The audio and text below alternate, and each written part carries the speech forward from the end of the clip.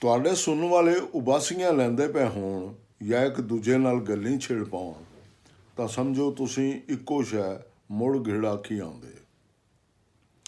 ਜਿੰਨਾ ਚਿਰ ਗਾਣੇ 'ਚ ਨਵੀਂ ਨਵੀਂ ਸ਼ੈ ਆਉਂਦੀ ਟੁਰੀ ਜਾਵੇ, ਸੁਣਨ ਵਾਲੇ ਨੂੰ ਨਾਲ ਦੇ ਨਾਲ ਗੱਲ ਕਰਨ ਦਾ ਖਿਆਲ ਨਹੀਂ ਆਉਂਦਾ। ਬਾਜ਼ੇ ਗਵਈਏ ਜੋ ਮਾੜਾ ਮੋਟਾ ਜਾਣਦੇ ਨੇ ਉਸੇ ਦਾ ਖਹਿੜਾ ਕੀਤੀ ਰੱਖਦੇ ਨੇ, ਅਤੇ ਸੁਣਵਈਏ ਅਸਲੋਂ ਸੌੜੇ ਪੈ ਕੇ ਆਖਦੇ ਜਾਪਦੇ ਨੇ ਹੁਣ ਤਾਂ ਸਾਰਾ ਜ਼ਮਾਨਾ ਹੀ ਚੇਤੇ ਹੋ ਗਿਆ ਸਾਨੂੰ, ਮਿਹਰਬਾਨੀ ਕਰਕੇ ਕੁਝ ਅੱਗੇ ਵੀ ਦੇ ਆਖ ਛੱਡ, ਸਾਥੋਂ ਨਹੀਂ ਹੋ ਜਰਨ ਹੁੰਦਾ। ਖਾਨ ਸਾਹਿਬ ਆਪਣੀ ਰੌਂ ਵਾਲੇ ਬੰਦੇ ਸਨ। ਜੇ ਤਾਂ ਮਜਮਾ ਉਹਨਾਂ ਦੀ ਮਰਜ਼ੀ ਦਾ ਹੁੰਦਾ ਤਾਂ ਬੜਾ ਭਰਮਾ ਗਾਉਂਦੇ, ਜੇ ਨਾ ਹੁੰਦਾ ਤਾਂ ਠੁਮਰੀਆਂ ਛੋ ਲੈਂਦੇ। 1945 'ਚ ਕੋਲਾਪੁਰ ਗਾਉਂਦਿਆਂ ਤਬਲਾ ਉਹਨਾਂ ਦੀ ਮਰਜ਼ੀ ਦਾ ਨਹੀਂ ਸੀ। ਉਹਨਾਂ ਮਸਾਂ 40-45 ਮਿੰਟ ਰਾਗ ਗਵਿਆਂ ਅਤੇ ਫਿਰ ਠੁਮਰੀਆਂ ਗਾਉਣ ਲੱਗ ਪਏ। ਆਪਣੇ ਨਾ ਗਾ ਸਕਣ ਦੀ ਉਹਨਾਂ ਨੂੰ ਢੇਰ ਖਿੱਚ ਸੀ। 2:30 ਵਜੇ ਆਪਣੇ ਡੇਰੇ ਦੇਵਲ ਕਲੱਬ ਮੁੜੇ ਤਾਂ 50-60 ਬੰਦੇ ਨਾਲ ਹੋਣ। ਖਾਨ ਸਾਹਿਬ ਆਖਣ ਲੱਗੇ ਇੱਥੇ ਬਰਾਂਡੇ 'ਚ ਬਹਿ ਜਾਓ, ਮੈਂ ਤੁਹਾਨੂੰ ਗਾਣਾ ਸੁਣਾਉਣਾ। ਉਹਨਾਂ ਆਪਣੇ ਇੱਕ ਸ਼ਾਗਿਰਦ ਨੂੰ ਡੁੱਗੀ ਤੇ ਠੇਕਾ ਲਾਉਣ ਦਾ ਆਖਿਆ ਅਤੇ ਆਪਣਾ ਮਨ ਭਾਉਂਦਾ ਸਾਜ਼ ਸੁਰਮੰਡਲ ਲੈ ਕੇ ਗਾਣਾ ਛੋਹ ਦਿੱਤਾ। ਸਵੇਰ ਦੇ 6 ਵਜੇ ਤਾਈਂ ਗਾਣਾ ਹੁੰਦਾ ਰਿਹਾ। ਥੀਏਟਰ ਵੇਖ ਕੇ ਪਰਤਦੇ ਲੋਕਾਂ ਉਹਨਾਂ ਦਾ ਆਵਾਜ਼ ਸੁਣਿਆ ਤਾਂ ਉਹ ਵੀ ਅੰਦਰ ਲੰਘ ਆਏ ਅਤੇ ਉਦੋਂ ਤਾਈਂ ਬੈਠੇ ਸੁਣਦੇ ਰਹੇ ਜਦੋਂ ਤਾਈਂ ਖਾਨ ਸਾਹਿਬ ਨੇ ਆਪੋਂ ਬਸ ਨਾ ਕੀਤਾ। ਇੰਝ ਹੀ ਇੱਕ ਵਾਰੀ ਬੈਲਗਾਮ ਵਿੱਚ ਹੋਇਆ। ਇੱਥੇ ਵੀ ਉਹ ਮਰਜ਼ੀ ਦਾ ਗਾਇਨ ਨਾ ਕਰ ਸਕੇ। 5 ਵਜੇ ਸਵੇਰੇ ਬੰਬੇ ਦੀ ਰੇਲ ਗੱਡੀ ਫੜਨੀ ਸਾਣੇ। ਸਟੇਸ਼ਨ ਨੂੰ ਟੁਰੇ, ਨਾਲ ਢੇਰ ਦੁਨੀਆ ਹੋਣੇ। ਥਿਰਕਵਾ ਸਾਹਿਬ ਵੀ ਨਾਲ ਸਨ। ਪਲੇਟਫਾਰਮ 'ਤੇ ਹਰ ਕੋਈ ਟਿਕ ਕੇ ਬਹਿ ਗਿਆ ਅਤੇ ਖਾਨ ਸਾਹਿਬ ਨੇ ਗਾਣਾ ਸ਼ੁਰੂ ਕਰ ਦਿੱਤਾ। 3 ਵਜੇ ਤੋਂ ਲੈ ਕੇ ਰੇਲ ਗੱਡੀ ਦੇ ਆਉਣ ਤਾਈਂ ਗਾਣਾ ਹੁੰਦਾ ਰਿਹਾ। ਗਾਣੇ ਦੇ ਅਖੀਰ ਤਾਈਂ ਕੋਈ 200-250 ਬੰਦਾ ਇਕੱਠਾ ਹੋ ਗਿਆ ਹੋਇਆ ਸੀ। ਪੈਸੇ ਵਾਲੀ ਮਹਿਫਲ ਨਾਲੋਂ ਇਹ ਮਨ ਦੀ ਮੌਜ ਵਾਲੀ ਮਹਿਫਲ ਕਿਤੇ ਵਧੇਰੇ ਚੰਗੀ ਸੀ। ਮੇਰੇ ਨਾਲ ਖੁੱਲ੍ਹੀ ਡੁੱਲੀ ਵਾਹ ਵਰਤਨ ਸਾਣੇ।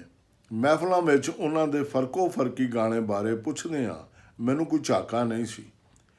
ਖਾਨ ਸਾਹਿਬ, ਤੁਹਾਡੇ ਖਿਆਲ ਗਾਇਕੀ ਵਿੱਚ ਇਕਸਾਰਤਾ ਨਹੀਂ। ਅਲਾਪ ਤੁਸੀਂ ਬਹੁਤ ਥੋੜ੍ਹਾ ਕਰਦੇ ਹੋ। ਸਰਗਮ ਕਰਦੇ ਹੋ ਅਤੇ ਅਜੇ ਸੁਣਨ ਵਾਲੇ ਸੰਭਲੇ ਨਹੀਂ ਹੁੰਦੇ ਤਾਂ ਨਹੀਂ ਕੱਢ ਡੜਦੇ ਹੋ। ਕੁਝ ਚਿਰ ਪੈਂਦਾ ਤਾਂ ਫਿਰ ਅਲਾਪ ਕਰਨ ਲੱਗ ਪੈਂਦੇ ਹੋ। ਇਸੇ ਕਰਕੇ ਬਾਜ਼ ਗਵਈਏ ਤੁਹਾਡੀ ਗਾਇਕੀ ਨੂੰ ਘਰਾਨਾਬੰਦੀ ਤੋਂ ਬਾਹਰੀ ਆਖਦੇ ਨੇ। ਖਾਨ ਸਾਹਿਬ ਨੇ ਚੁੱਪ ਕਰਕੇ ਮੇਰੀ ਸਾਰੀ ਗੱਲ ਸੁਣੀ। ਫਿਰ ਆਖਿਓ ਨੇ, ਤੁਹਾਡੀ ਗੱਲ ਦਾ ਜਵਾਬ ਮੈਂ ਗਾ ਕੇ ਹੀ ਦੇ ਸਕਣਾ। ਲਓ ਸੁਣੋ। ਮੈਂ ਦਰਬਾਰੀ ਗਾਉਣ ਲੱਗਾ।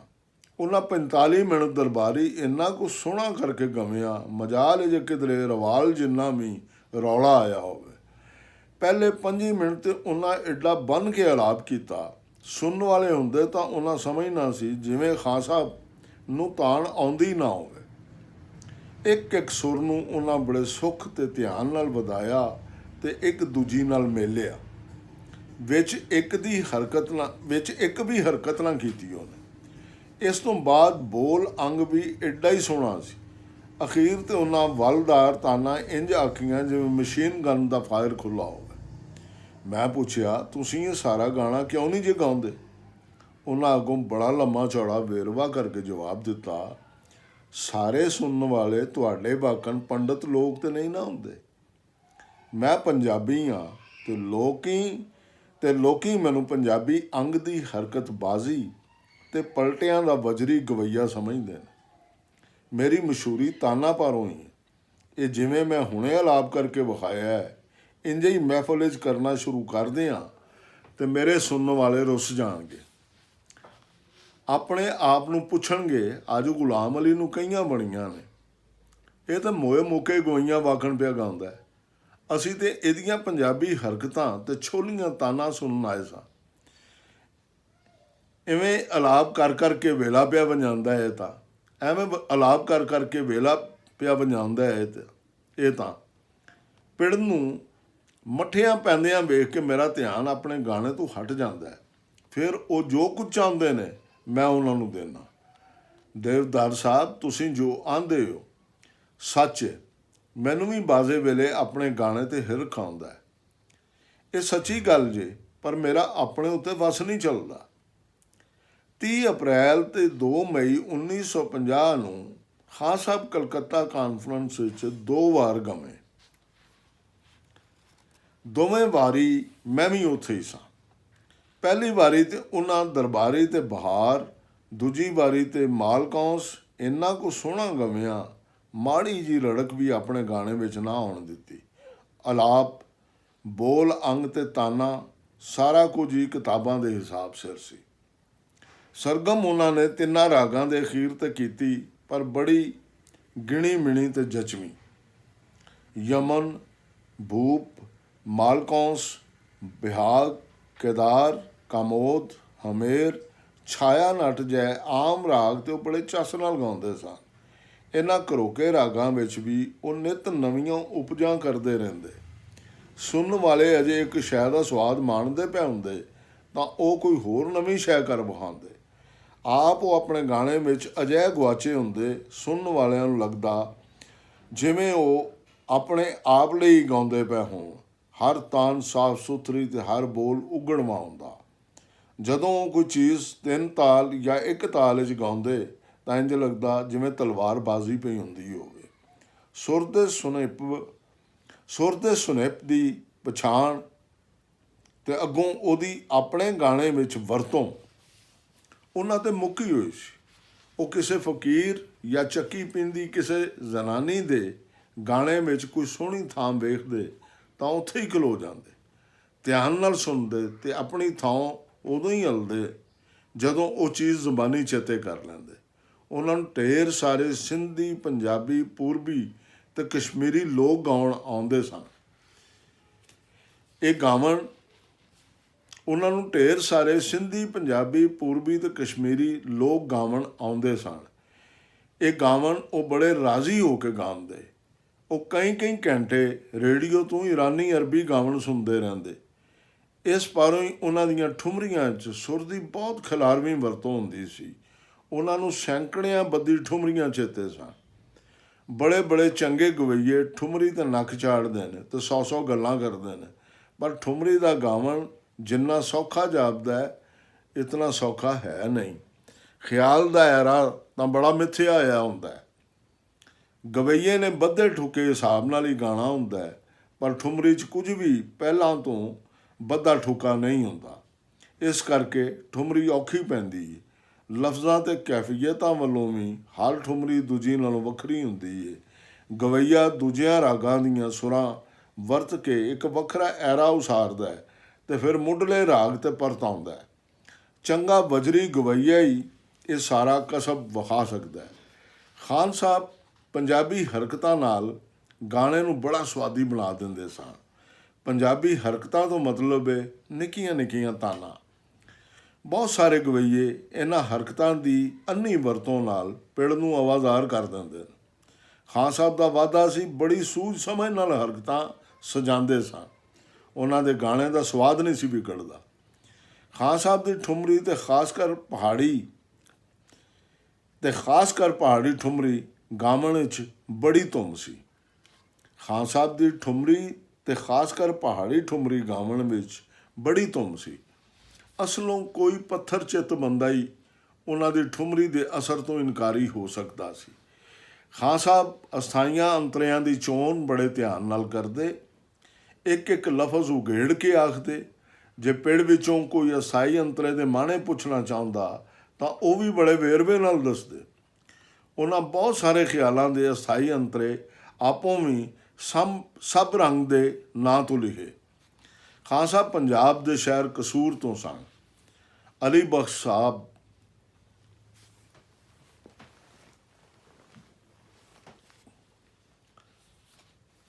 ਖਾਨ ਸਾਹਿਬ ਪੰਜਾਬ ਦੇ ਸ਼ਹਿਰ ਕਸੂਰ ਤੋਂ ਸਨ। ਖਾਨ ਸਾਹਿਬ ਅਲੀ ਬਖਸ਼ ਬਾਪ ਤੇ ਖਾਨ ਸਾਹਿਬ ਕਾਲੇ ਖਾਂ ਉਹਨਾਂ ਦੇ ਚਾਚੇ ਸਨ। ਇਹ ਦੋਵੇਂ ਅਜੇ ਨਿੱਕੇ ਨਿੱਕੇ ਹੀ ਸਨ। ਇਹਨਾਂ ਦਾ ਪਿਓ ਗੁਲਾਮ ਅਲੀ ਖਾਨ ਸਾਹਿਬ ਦਾ ਦਾਦਾ ਗੁਜ਼ਰ ਗਿਆ। ਇਹਨਾਂ ਦੋਵਾਂ ਅੰਮ੍ਰਿਤਸਰ ਜਾ ਕੇ 6 ਮਹੀਨੇ ਬੰਨੇ ਖਾਂ ਤੋਂ ਗਾਣਾ ਸਿੱਖਿਆ। ਬੰਨੇ ਖਾਂ ਦੇ ਹੈਦਰਾਬਾਦ ਦੱਖਣ ਟੁਰ ਜਾਣ ਮਗਰੋਂ ਇਹਨਾਂ ਦੀ ਰਾਗ ਵਿਦਿਆ ਵਿੱਚ ਹੀ ਰਹਿ ਗਈ। ਇੱਥੋਂ ਇਹਨਾਂ ਦਾ ਮਾਮਾ ਪੀਰ ਬਖਸ਼ ਇਹਨਾਂ ਨੂੰ ਪਟਿਆਲੇ ਲੈ ਗਿਆ। ਪੀਰ ਬਖਸ਼ ਨੇ ਇਹਨਾਂ ਨੂੰ ਖਾਨ ਸਾਹਿਬ ਅਲੀ ਬਖਸ਼ ਖਾਨ ਦੇ ਪਿਓ ਮੀਆਂ ਕਾਲੂ ਸਾਹਿਬ ਦਾ ਸ਼ਾਗਿਰਦ ਕਰਾ ਦਿੱਤਾ। ਇਹ ਖਾਨ ਸਾਹਿਬ ਅਲੀ ਬਖਸ਼ ਮਸ਼ਹੂਰ ਗਾਇਕ ਜੋੜੀ ਅਲੀਆ ਫਤੂ ਵਾਲੇ ਨੇ। ਫਤਿਹ ਅਲੀ ਖਾਨ ਸਾਹਿਬ ਇਸੇ ਅਲੀ ਬਖਸ਼ ਦੇ ਸ਼ਾਗਿਰਦ ਸਨ।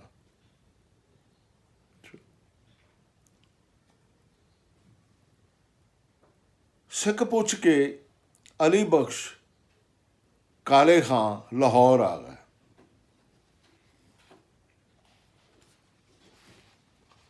ਤੇ ਇੱਥੇ ਢੇਰ ਮਿਹਨਤ ਕਰਕੇ ਕਸਬੀ ਗਵਈਏ ਬਣ ਗਏ। ਅਲੀ ਬਖਸ਼ ਦੇ ਦੋਵਾਂ ਪੁੱਤਰਾਂ ਵਿੱਚੋਂ ਗੁਲਾਮ ਅਲੀ ਵੱਡੇ ਸਨ। ਖਾਨ ਸਾਹਿਬ ਅਲੀ ਬਖਸ਼ ਖਾਨ ਦੇ ਦੋਵਾਂ ਪੁੱਤਰਾਂ ਵਿੱਚੋਂ ਖਾਨ ਸਾਹਿਬ ਗੁਲਾਮ ਅਲੀ ਵੱਡੇ ਸਨ। ਖਾਨ ਸਾਹਿਬ ਕਾਲੇ ਖਾਨ ਦਾ ਉਹਨਾਂ ਨਾਲ ਢੇਰ ਲਾਡ ਪਿਆਰ ਸੀ। ਖਾਨ ਸਾਹਿਬ ਕਾਲੇ ਖਾਨ ਸੈਲਾਨੀ ਬੰਦੇ ਸਨ, ਦੂਰ ਦੂਰ ਦੇ ਇਲਾਕਿਆਂ ਵਿੱਚ ਫਿਰਦੇ ਰਹਿੰਦੇ ਸਨ। ਇੱਕ ਵਾਰੀ ਬੰਬੇ ਵਿੱਚ ਵਾਹਵਾ ਚਿਰ ਰਹੇ। ਉਹਨਾਂ ਦਾ ਕੁਝ ਵੇਲਾ ਪੂਨੇ ਵੀ ਗੁਜ਼ਰਿਆ। ਖਾਨ ਸਾਹਿਬ ਗੁਲਾਮ ਅਲੀ ਖਾਨ ਉਦੋਂ 5 ਵਰ੍ਹਿਆਂ ਦੇ ਸਨ। ਖਾਨ ਸਾਹਿਬ ਕਾਲੇ ਖਾਨ ਉਹਨਾਂ ਨੂੰ ਵੀ ਨਾਲ ਲੈ ਗਏ ਹੋਏ ਸਨ ਤੇ ਸਾਰੇ ਫੇਰੇ ਟੋਰੇ ਵਿੱਚ ਗਾਣਾ ਸਿਖਾਉਂਦੇ ਰਹੇ। ਫਿਰ ਖਾਨ ਸਾਹਿਬ ਗੁਲਾਮ ਅਲੀ ਖਾਨ ਲਾਹੌਰ ਮੁੜ ਆਏ। ਖਾਨ ਸਾਹਿਬ ਗੁਲਾਮ ਅਲੀ ਖਾਨ 20 ਵਰ੍ਹਿਆਂ ਦੇ ਸਨ। ਉਹਨਾਂ ਦੇ ਬਾਪ ਖਾਨ ਸਾਹਿਬ ਅਲੀ ਬਖਸ਼ ਨੇ ਦੂਜਾ ਵਿਆਹ ਕਰ ਲਿਆ। ਮਤਰੇਈ ਮਾਂ ਪਹਿਲੇ ਦਿਨ ਤੋਂ ਉਹਨਾਂ ਨਾਲ ਭੈੜਾ ਵਰਤਣ ਲੱਗ ਪਈ। ਮਾਂ ਨੇ ਘਰ ਦਾ ਸਾਰਾ ਭਾਰ ਉਹਨਾਂ ਉੱਤੇ ਹੀ ਪਾ ਦਿੱਤਾ। ਮਾਈ ਹੋਰੀ ਆਖਦੇ, ਮੈਨੂੰ ਨਹੀਂ ਪਤਾ, ਭਾਵੇਂ ਸਰੰਗੀ ਵਜਾ ਤੇ ਭਾਵੇਂ ਕੁਝ ਕਰ। ਨਿੱਕੇ ਭਰਾ ਬਰਕਤ ਅਲੀ ਖਾਨ ਨੂੰ ਤੇ ਮੈਨੂੰ ਹੁਣ ਤੂੰ ਹੀ ਸਾਹਮਣਾ ਵੇਖਣਾ। ਖਾਨ ਸਾਹਿਬ ਗੁਲਾਮ ਅਲੀ ਸਰੰਗੀਏ ਬਣ ਗਏ ਤੇ ਬੰਬੇ ਆ ਗਏ। ਇੱਥੇ ਖਾਨ ਸਾਹਿਬ ਸਰੰਗੀ ਵਜਾਉਂਦੇ ਰਹੇ, ਪਰ ਉਹਨਾਂ ਆਪਣੇ ਗਾਣੇ ਦਾ ਰਿਆਜ਼ ਨਾ ਛੱਡਿਆ। ਇਸ ਜ਼ਮਾਨੇ ਵਿੱਚ ਹੀ ਉਹਨਾਂ ਬਾਬੇ ਸੈਂਦੇ ਖਾਂ ਤੋਂ ਵੀ ਸਿੱਖਿਆ।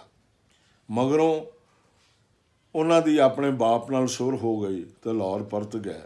ਖਾਨ ਸਾਹਿਬ ਅਲੀ ਬਖਸ਼ ਵਾਹਵਾ ਚਿਰ ਜੰਮੂ ਰਹੇ। ਇਸ ਕਰਕੇ ਖਾਨ ਸਾਹਿਬ ਜੰਮੂ ਤੇ ਕਸ਼ਮੀਰ ਦੇ ਵੀ ਜਾਣੂ ਹੋ ਗਏ ਹੋਏ ਸਨ। ਚੋਖਾ ਚਿਰ ਉਹਨਾਂ ਸਿੰਧ ਵਿੱਚ ਵੀ ਗੁਜ਼ਾਰਿਆ। ਮਹਿਫਲੀ ਗਵਈਏ ਪਾਰੋਂ ਖਾਨ ਸਾਹਿਬ ਗੁਲਾਮ ਅਲੀ ਦੀ ਧੁੰਮ ਪਹਿਲਾਂ ਪੰਜਾਬ ਦੀ ਹੱਦ ਤਾਈਂ ਸੀ। ਪੂਰੇ ਮੁਲਕ ਵਿੱਚ ਖਾਨ ਸਾਹਿਬ ਦਾ ਨਾਂ ਉਦੋਂ ਵੱਜਿਆ ਜਦੋਂ ਉਹਨਾਂ ਕਲਕੱਤੇ ਮਿਊਜ਼ਿਕ ਕਾਨਫਰੰਸ ਵਿੱਚ ਗਾਇਆ। ਉਹਨਾਂ ਨੂੰ ਗਾਉਣ ਲਈ ਸਾਰੇ ਮੁਲਕ ਵਿੱਚੋਂ ਸੱਦੇ ਆਉਣ ਲੱਗ ਪਏ। ਬੰਬੇ ਉਹ ਪਹਿਲੀ ਵਾਰੀ 1945 'ਚ ਗਏ। ਫਰਵਰੀ 1946 ਤਾਈਂ ਉਹ ਬੰਬੇ ਰਹੇ। ਵਿੱਚ ਉਹ ਸੂਰਤ, ਅਹਿਮਦਾਬਾਦ, ਪੂਨਾ, ਕੋਲਾਪੁਰ, ਬੈਲਗਾਮ ਜਿਹੀਆਂ ਥਾਵਾਂ 'ਤੇ ਵੀ ਗਾਉਣ ਜਾਂਦੇ ਰਹੇ। ਬੰਬੇ ਉਹਨਾਂ ਬੜਾ ਗਵਾਇਆ। ਬੰਬੇ ਰੇਡੀਓ ਦੇ ਉਹ ਪੱਕੇ ਗਵਈਏ ਸਨ। ਉਹਨਾਂ ਦੀ ਗੁਣ ਚਰਚਾ ਸਾਰੇ ਮਹਾਰਾਸ਼ਟਰ ਵਿੱਚ ਹੋ ਗਈ। ਖਾਨ ਸਾਹਿਬ ਬੜੇ ਹਸਮੁਖ ਤੇ ਰੱਬ ਤੋਂ ਡਰਨ ਵਾਲੇ ਜੀ ਸਨ। ਕੋਈ ਮਾੜਾ ਹੀਣਾ ਬੰਦਾ ਵੇਖਦੇ ਤਾਂ ਦੁਖੀ ਹੋ ਜਾਂਦੇ। ਰੋਜ਼ ਸੈਲ ਕਰਨ ਚੁਪਾਟੀ ਜਾਂਦਿਆਂ ਮੰਗਣ ਵਾਲਿਆਂ ਨੂੰ ਪੈਸੇ ਵੰਡਦੇ। ਉਹਨਾਂ ਦੀ ਆਦਤ ਸੀ ਬੋਝੇ 'ਚ ਹੱਥ ਪਾਉਂਦੇ ਤੇ ਜੋ ਹੱਥ ਆਉਂਦਾ ਸਵਾਲੀ ਨੂੰ ਦੇ ਦਿੰਦੇ। ਕਦੀ ਨਾ ਵੇਖਦੇ ਕਿੰਨੇ ਪੈਸੇ ਨੇ ਤੇ ਕਿੰਨੇ ਨਹੀਂ। ਖਾਨ ਸਾਹਿਬ ਸਿੱਧੜ ਤੇ ਭੋਲੇ ਬੰਦੇ ਸਨ। ਝੂਠ ਜਾਂ ਧੋਖੇਬਾਜ਼ੀ ਛੂ ਕੇ ਨਹੀਂ ਸਨ ਲੰਘੀ ਹੋਈ। ਮੈਨੂੰ ਉਹਨਾਂ ਦੇ ਸਰੰਗੀਏ ਹੋਣ ਦਾ ਨਹੀਂ ਸੀ ਪਤਾ। ਇੱਕ ਦਿਨ ਸਾਡੇ ਸਕੂਲ ਵਿੱਚ ਸਰੰਗੀ ਪਈ ਵੇਖੀ ਉਹਨੇ ਤਾਂ ਝੱਟ ਵਜਾਉਣ ਲੱਗ ਪਿਆ ਤੇ ਸਰੰਗੀ ਨਾਲ ਜੁੜੀ ਆਪਣੀ ਜੀਵਨ ਕਥਾ ਵੀ ਫੋਲ ਧਰੀ ਉਹਨੇ। ਉਹ ਨਿਸ਼ੰਗ ਹੋ ਕੇ ਆਪਣੇ ਥੁੜੋਂ ਵਾਲੇ ਵੇਲੇ ਦੀਆਂ ਗੱਲਾਂ ਦੱਸਦੇ ਰਹੇ। ਅਸੀਂ ਚੁਪਾਟੀ ਦੀ ਰੇਤ ਉੱਤੇ ਬੈਠੇ ਹੁੰਦੇ ਤਾਂ ਸਾਡੇ ਆਲ ਦੁਆਲੇ ਗਾਣੇ ਦੇ ਸ਼ੌਕੀਨਾਂ ਦਾ ਮਜਮਾ ਜਿਹਾ ਲੱਗ ਜਾਂਦਾ। ਇੱਕ ਦਿਨ ਖਾਨ ਸਾਹਿਬ ਉੱਥੇ ਬੈਠੇ ਹੀ ਗਾਉਣ ਲੱਗ ਪਏ ਤਾਂ ਵੇਖਦਿਆਂ 30-40 ਬੰਦੇ ਆਣ ਜੁੜੇ। ਇਹਨੇ ਵਿੱਚ ਖਾਨ ਸਾਹਿਬ ਨੇ ਇੱਕ ਪਾਨ ਵੇਚਣ ਵਾਲੇ ਨੂੰ ਵੇਖਿਆ। ਉਹ ਆਪਣਾ ਛਾਬਾ ਛੱਡ ਕੇ ਉਹਨਾਂ ਨੂੰ ਸੁਣਨ ਮਜਮੇ ਵਿੱਚ ਆ ਬੈਠਾ ਸੀ। ਖਾਨ ਸਾਹਿਬ ਕਹਿਣ ਲੱਗੇ, ਹੈ ਜੇ ਗਾਣੇ ਦਾ ਜਾਦੂ, ਕਿਸੇ ਸ਼ੈ ਦਾ ਵੀ ਚੇਤਾ ਨਹੀਂ ਰਹਿ ਜਾਂਦਾ ਬੰਦੇ ਨੂੰ। ਇਸ ਪਾਨਾਂ ਵਾਲੇ ਨੂੰ ਆਪਣੀ ਦਿਹਾੜੀ ਵੀ ਭੁੱਲ ਗਈ। ਗਾਣਾ ਸੁਣ ਕੇ ਸਾਰਿਆਂ ਲੋਕਾਂ ਖਿੰਡ ਪੁੰਡ ਜਾਣਾ ਤੇ ਇਹਦੇ ਕੋਲ ਸ਼ਾਮ ਦੀ ਰੋਟੀ ਜੋਗੀ ਆਮਦਨ ਵੀ ਨਹੀਂ ਹੋਣੀ। ਖਾਨ ਸਾਹਿਬ ਨੇ ਪਾਨਾਂ ਵਾਲੇ ਨੂੰ ਸੱਦ ਕੇ ਸਾਰੇ ਲੋਕਾਂ ਨੂੰ ਇੱਕ ਇੱਕ ਪਾਨ ਖਵਾਉਣ ਦਾ ਆਖਿਆ ਅਤੇ ਇਹਨਾਂ ਪਾਨਾਂ ਦੇ ਪੈਸੇ ਆਪਣੇ ਪੱਲਿਓਂ ਦਿੱਤੇ। ਖਾਨ ਸਾਹਿਬ ਬੜੀ ਸੂਝਦੀ ਵਾਲੇ ਸਨ। 1945 'ਚ ਕੋਲਾਪੁਰ ਗਾਉਣ ਗਏ, ਮੈਂ ਵੀ ਨਾਲ ਸਾਂ। ਸਾਡਾ ਡੇਰਾ ਦੇਵਲ ਕਲੱਬ ਸੀ। ਸਵੇਰ ਵੇਲੇ ਅਸਲੋਂ ਹੀ ਨਿੱਕੇ ਨਿੱਕੇ ਕੱਪਾਂ 'ਚ ਚਾਹ ਆਈ। ਖਾਨ ਸਾਹਿਬ ਕੱਪ ਵੇਖ ਕੇ ਹੱਸ ਪਏ। ਮੈਨੂੰ ਆਖਣ ਲੱਗੇ, ਇੰਨੀ ਚਾਹ ਨਾਲ ਮੇਰੇ ਵਰਗੇ ਬੰਦੇ ਦਾ ਕੀ ਬਣਨਾ ਹੈ? ਇਹ ਸਾਰੀ ਚਾਹ ਤੇ ਅਸਲੋਂ ਮੇਰੀ ਇੱਕ ਸੁਰਕੀ ਦੀ ਮਾਰ ਏ। ਅੰਦਰੋਂ ਚਾਹ ਦਾ ਪੂਰਾ ਦੇਗਚਾ ਮੰਗਵਾ ਲਿਆ ਉਹਨੇ। ਇਹ ਚਾਹ ਉਹਨਾਂ ਆਪ ਵੀ ਰੱਜ ਕੇ ਪੀਤੀ ਅਤੇ ਹੋਰਨਾਂ ਸਾਰੇ ਲੋਕਾਂ ਨੂੰ ਵੀ ਪਿਆਈ ਉਹਨੇ। ਮੁੜ ਬਾਜ਼ਾਰੋਂ ਕੁਝ ਬਨੈਨਾ ਲੈਣ ਦੀ ਸਲਾਹ ਬਣ ਗਈ। ਸਾਰੀਆਂ ਦੁਕਾਨਾਂ ਫਿਰ ਮਾਰੀਆਂ, ਪਰ ਕਿਧਰੋਂ ਵੀ ਕੋਈ ਬਨੈਣ ਪੂਰੀ ਨਾ ਆਈ।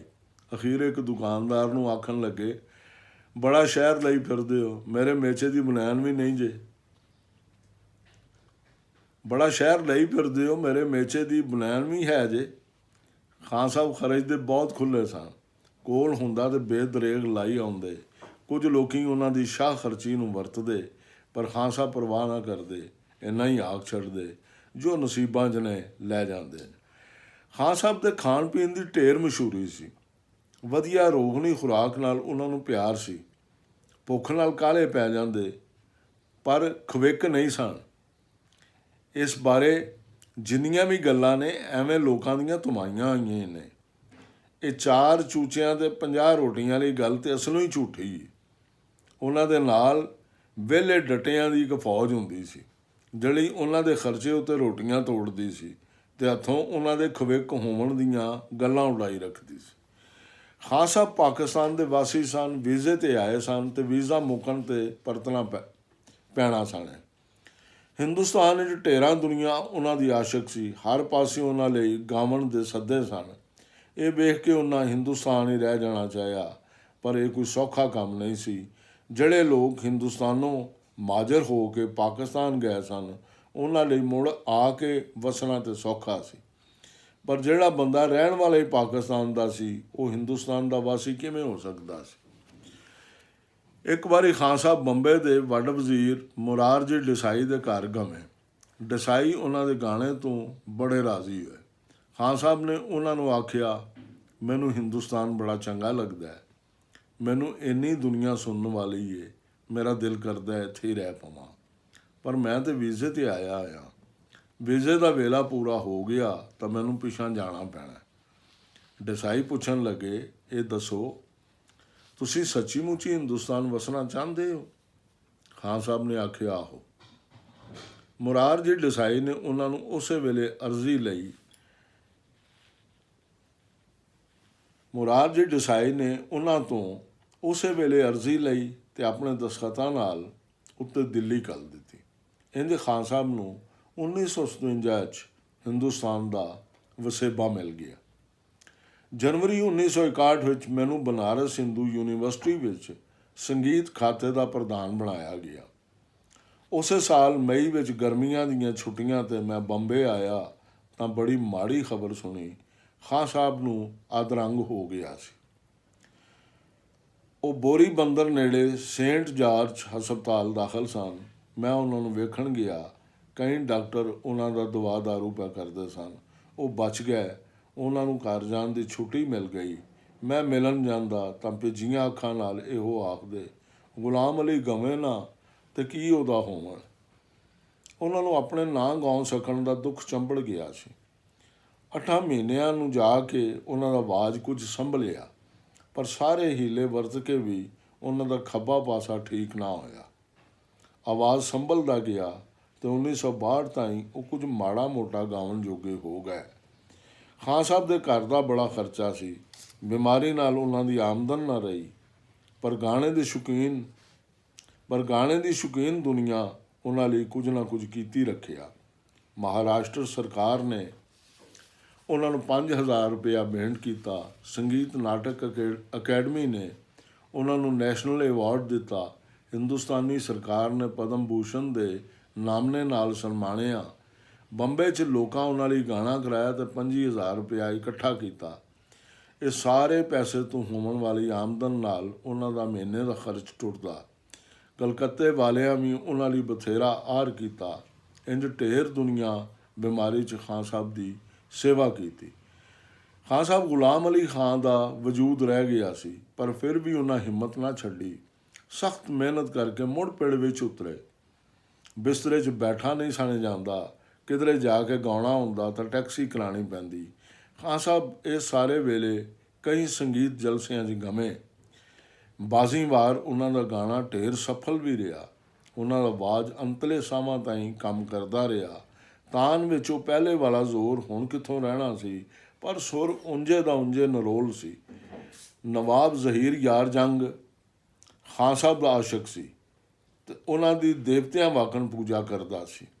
ਉਹ ਖਾਨ ਸਾਹਿਬ ਨੂੰ ਆਪਣੇ ਘਰ ਹੈਦਰਾਬਾਦ ਲੈ ਜਾਂਦਾ ਅਤੇ ਉਹਨਾਂ ਦੇ ਦਵਾ ਦਾਰੂ ਉੱਤੇ ਪਾਣੀ ਵਾਕਣ ਪੈਸਾ ਰੋੜਦਾ।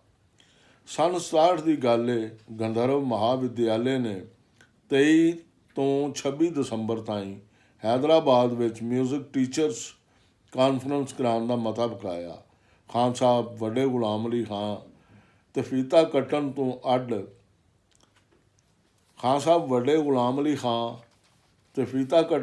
ਇਹਦੇ ਵਿੱਚ ਗਾਉਣਾ ਵੀ ਸੀ। ਖਾਨ ਸਾਹਿਬ ਵੱਡੇ ਗੁਲਾਮ ਅਲੀ ਖਾਂ ਨੇ ਫੀਤਾ ਕੱਟਣ ਤੋਂ ਅੱਡ ਇਹਦੇ 'ਚ ਗਾਉਣਾ ਵੀ ਸੀ, ਪਰ ਮਸਾਂ ਅੱਧ ਦਸੰਬਰ ਹੀ ਹੋਇਆ ਸੀ ਕਿ ਉਹਨਾਂ ਦੀ ਸਿਹਤ ਮੁੜ ਵਿਗੜ ਗਈ। ਡਾਕਟਰਾਂ ਦੇ ਟਿੱਲ ਮਾਰਨ ਨਾਲ ਉਹ ਕੁਝ ਮਾੜਾ ਮੋਟਾ ਆਸਰਾ ਜਿਹਾ ਕਰ ਗਏ। 22 ਦਸੰਬਰ ਦੀ ਸਵੇਰੇ ਮੈਂ ਹੈਦਰਾਬਾਦ ਅੱਪੜਿਆ। ਲੌਡੇ ਵੇਲੇ ਖਾਨ ਸਾਹਿਬ ਨੂੰ ਮਿਲਣ ਗਿਆ। ਮੈਨੂੰ ਵੇਖ ਕੇ ਖੁਸ਼ ਹੋਏ ਅਤੇ ਪੂਰੇ 2 ਘੰਟੇ ਮੇਰੇ ਨਾਲ ਗੱਲਾਂ ਕਰਦੇ ਰਹੇ। ਕੁਝ ਦਿਨ ਪਹਿਲਾਂ ਉਹਨਾਂ ਦੀ ਭੂਪ ਕਲਿਆਣ ਦੀ ਇੱਕ ਪੁਰਾਣੀ ਰਿਕਾਰਡਿੰਗ ਰੇਡੀਓ 'ਤੇ ਲੱਗੀ ਸੀ। ਖਾਨ ਸਾਹਿਬ ਨੇ ਵੀ ਉਹ ਸੁਣੀ। ਮੇਰੇ ਬੈਠਿਆਂ ਯਾਦ ਆ ਗਈ। ਉਹਨੇ ਦੱਸਣ ਲੱਗੇ, ਭਰਾ ਜੀ, ਅਗਲੇ ਦਿਨ ਮੈਂ ਰੇਡੀਓ ਤੋਂ ਆਪਣਾ ਭੂਪ ਕਲਿਆਣ ਸੁਣਿਆ। ਸੱਚੀ ਮੈਂ ਐਡਾ ਚੰਗਾ ਭੂਪ ਗਾਉਂਦਾ ਸਾਂ। ਮੈਂ ਜਵਾਬ ਦਿੱਤਾ, ਜੀ ਖਾਨ ਸਾਹਿਬ, ਉਹ ਟੇਪ ਮੈਂ ਵੀ ਸੁਣੀ ਹੈ। ਮੈਂ ਤੁਹਾਨੂੰ ਕਈਆਂ ਮਹਿਫਲਾਂ 'ਚ ਭੂਪ ਗਾਉਂਦਿਆਂ ਸੁਣਿਆ। ਮੈਨੂੰ ਹਰ ਵਾਰ ਹੀ ਚੱਸ ਆਇਆ। ਬੋਲੇ, ਮੈਂ ਜੋ ਮੰਜੀ ਉੱਤੇ ਪੈ ਕੇ ਜੀਵਣਾ ਨਹੀਂ ਚਾਹੁੰਦਾ। ਦੁਆਏ ਰੱਬ ਇਸ ਭੂਪ ਕਲਿਆਣ ਵਰਗਾ ਗਾਉਣ ਦੀ ਬਸ ਇੱਕ ਵਾਰੀ ਫਿਰ ਆਂਗਸ ਚਾ ਦੇਵੇ। ਮੈਂ 2-4 ਵਾਰੀ ਉਹਨਾਂ ਕੋਲ ਗਿਆ ਅਤੇ ਫਿਰ ਬੰਬੇ ਪਰਤ ਆਇਆ। ਅਪ੍ਰੈਲ 1968 ਵਿੱਚ ਉਹਨਾਂ ਦੀ ਹਾਲਤ ਚੋਖੀ ਵਿਗੜ ਗਈ ਅਤੇ ਉਹ ਇਸੇ ਮਹੀਨੇ ਦੀ 23 ਤਾਰੀਖ ਨੂੰ ਆਪਣਾ ਵਾਰਾ ਪੂਰਾ ਕਰ ਗਏ। ਖਾਨ ਸਾਹਿਬ ਦੇ ਗ੍ਰਾਮੋਫੋਨ ਰਿਕਾਰਡ ਉਹਨਾਂ ਦੇ ਗਾਣੇ ਦੀ ਬਾਰੀਕੀ ਅਤੇ ਵੰਨ-ਸੁਵੰਨੀ ਬਣਤਰ ਦਾ ਸਬੂਤ ਨੇ। ਇਹ ਰਿਕਾਰਡ 78 ਅਤੇ 45 RPM ਦੇ ਨੇ। ਕੁਝ LP ਤਵੇ ਵੀ ਹਨ। ਖਾਨ ਸਾਹਿਬ ਦੇ ਗੁਜ਼ਰ ਜਾਣ 'ਤੇ ਹਿੰਦੁਸਤਾਨ ਦੀ ਹਰ ਅਖਬਾਰ ਨੇ ਲਿਖਿਆ। ਸਭਨਾਂ ਦੀ ਸਾਂਝੀ ਗੱਲ ਇਹੋ ਸੀ, ਇਸ ਮੌਤ ਨਾਲ ਹਿੰਦੁਸਤਾਨ ਇੱਕ ਬਹੁ ਅਣਮੁੱਲੀ ਗਾਇਕੀ ਤੋਂ ਵਾਂਝਿਆ ਗਿਆ। ਖਾਨ ਸਾਹਿਬ ਦੇ 2 ਪੁੱਤਰਾਂ 'ਚੋਂ ਇੱਕ ਪਾਕਿਸਤਾਨ ਹੁੰਦਾ, ਦੂਜਾ ਮੁਨੱਵਰ ਅਲੀ ਖਾਂ ਇੱਥੇ ਕਲਕੱਤੇ ਵਿੱਚ ਅਤੇ ਚੰਗਾ ਗਵਈਆ। ਖਾਨ ਸਾਹਿਬ ਵੱਡੇ ਗੁਲਾਮ ਅਲੀ ਖਾਂ ਦੇ ਵਿਛੜਨ ਨਾਲ ਮੈਥੋਂ ਇੱਕ ਬਹੁਤ ਪਿਆਰੇ ਬੇਲੀ ਦਾ ਸਾਥ ਛੁੱਟ ਗਿਆ। ਇੰਨਾ ਅਫਸੋਸ ਮੈਨੂੰ ਆਪਣੇ ਭਰਾ ਦੇ ਵਿਛੋੜੇ ਦਾ ਵੀ ਨਹੀਂ ਸੀ ਹੋਣਾ। ਅੱਜ ਵੀ ਜਿਹੜੇ ਵੇਲੇ ਖਾਨ ਸਾਹਿਬ ਚੇਤੇ ਆਉਂਦੇ ਨੇ, ਮੈਂ ਉਹਨਾਂ ਦੇ ਗ੍ਰਾਮੋਫੋਨ ਰਿਕਾਰਡ ਲੈ ਕੇ ਇਕੱਲਿਆਂ ਬਹਿ ਜਾਂਦਾ।